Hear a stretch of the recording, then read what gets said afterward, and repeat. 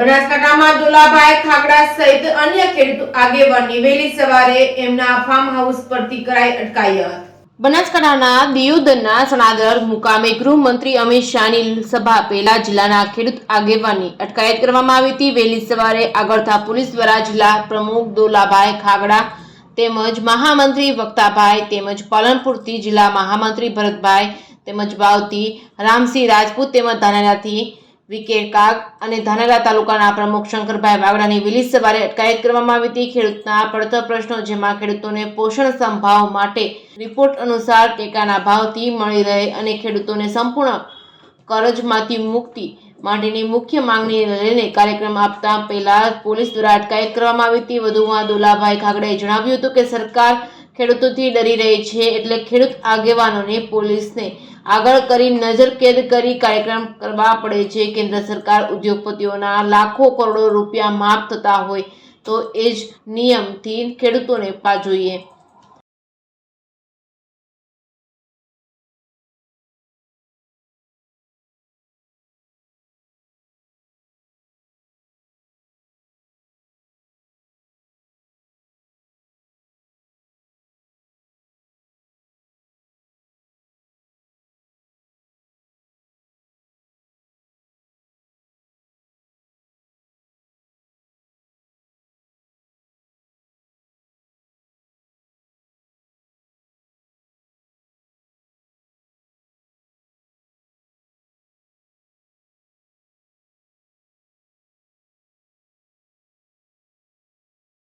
આજે ગુજરાતમાં બનાસકાંઠા જિલ્લાના દિયોદર ખાતે જે સણાદરમાં જે બનાસ ડેરીનો પ્લાન્ટ છે ત્યાં આગળ દેશના ગૃહમંત્રી શ્રી અમિત શાહ વધારવાના હોય અને ત્યાં આગળ સભાઓ હોય અને એ સભાની અંદર ખેડૂતોની જે અવાજ જે દબાવવાનો પ્રયાસ આજે થઈ રહ્યો છે।